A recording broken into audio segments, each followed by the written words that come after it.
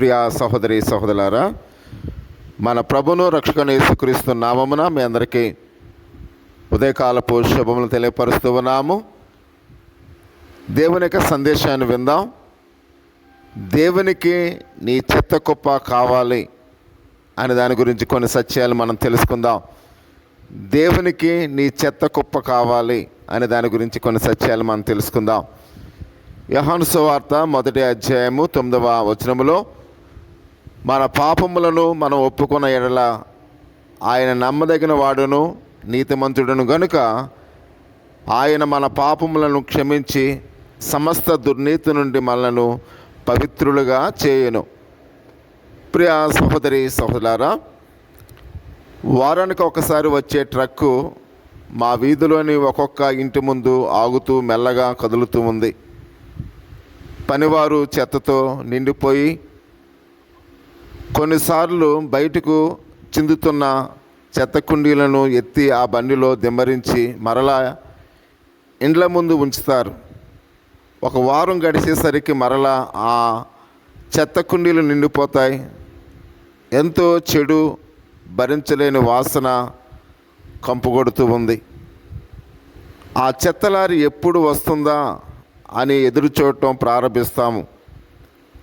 మన హృదయాల్లోని మన మనసుల్లోనూ చేరిపోయే చెత్త అంతకంటే అసహ్యమైనది. మన లోపల చెత్త అనగా ద్వేషము, చాడీలు, అసూయ, కామము, ఇవన్నీ నిజంగా ఎంతో దుర్లభం పూరితమైనది. అయితే మంచి పనుల వలనను న్యాయ ప్రవర్తన వలనను కనిపించే విషయాలు కూడా మన స్వార్థపూరిత గర్వంతో కలిసి కులిపోయే చెత్త వలె కంపు కొడుతూ ఉంటాయి. ప్రియ సహోదరి సహోదరుడా, మన లోపల చెత్త, ఆ చెత్తను బైబిల్ ఏమని చెప్తుందంటే పాపము అని చెప్తూ ఉంది. 1 యోహాను 1వ అధ్యాయం 9వ వచనంలో దేవుడు ఈ చెత్తను ఎలా తొలగిస్తాడో వివరిస్తూ ఉన్నాడు.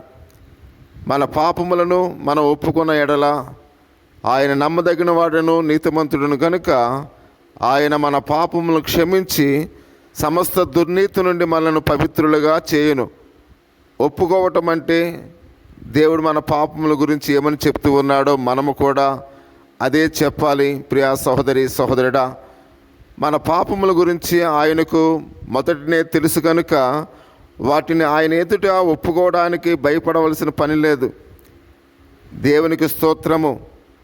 పాప నిర్మూల కార్యక్రమం ఆదివారమున ఆలయంలో మాత్రమే కాక ప్రతి చోట ప్రతి దినము లభ్యమవుతుంది అని, నీలోనున్న చెత్తను నిర్మూలించాలని ఆయన ఆశిస్తూ ఉన్నాడు. ఆయనకు ఆ అవకాశము ఇవ్వలేవా? ప్రభు ఎదుట నీ పాపాలను ఒప్పుకున్న మరుక్షణమే ఆయన నీ పాపములన్నిటినీ సముద్రపు అగాధములో పడవేయునని మీకా గ్రంథము 7వ అధ్యాయము 19వ వచనంలో మనం చూస్తూ ఉన్నాం.